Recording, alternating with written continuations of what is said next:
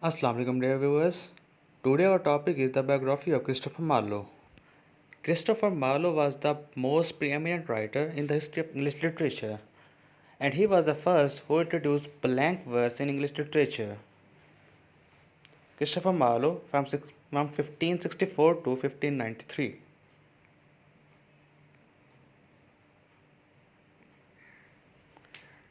Early life. Christopher Marlowe was born in Canterbury around February 26, 1564. That was the day on which he was baptized. He went to King's School and was awarded a scholarship that enabled him to study at Corpus Christi College, Cambridge, from late 1580s until 1587.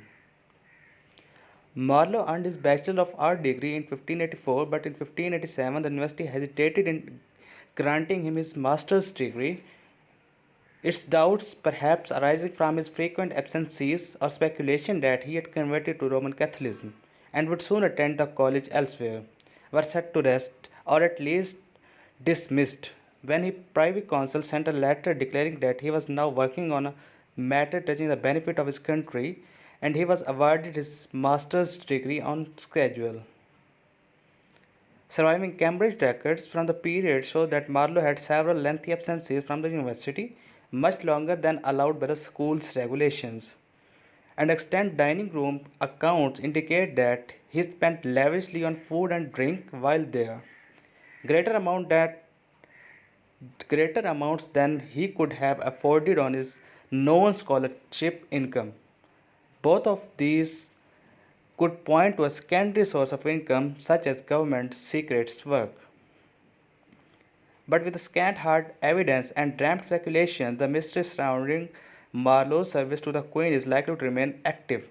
Spy or not, after attaining his master's degree, Marlowe moved to London and took up writing full time. Now let's come to his early writing career. After 1587, Marlowe was in London writing for his for the theatre and probably also engaging himself occasionally in government services. What is thought to be his first play, Dido, Queen of Carthage, was not published until 1594, but it was generally thought to have been written while he was still a student at Cambridge. According to records, the play was performed at the Children of a Chapel and a company of boy actors between 1587 and 1593. Marlowe's second play was a two-part Tamburlaine the Great, written in 1587 but published in 1590. That was Marlowe's first play to be performed on the regular stage in London and is among the first English play in blank verse. It is considered the beginning of the mature phase of Elizabethan theatre and was the last of Marlowe's plays to be published before his untimely death. Famous works: The View of Malta, Edward II, Tamerlane, The Massacre at Paris, Dr. Faustus.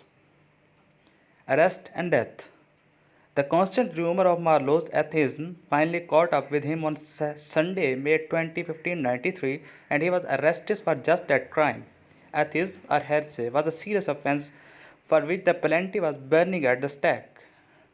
Despite the gravity of the charge, however, he was not jailed or tortured, but he was released on the condition that he report daily to an officer of the court.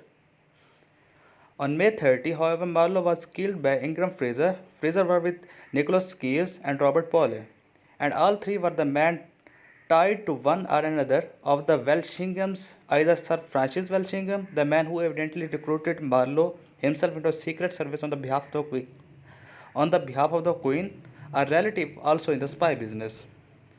Allegedly, after spending the day together with Marlowe's in the lodging house, a fight broke out between Marlowe and Fraser over the bill, and Marlowe was stabbed in the forehead and killed. This is all from my side. Thanks for watching. Please like, subscribe my channel for another informative video. Thank you.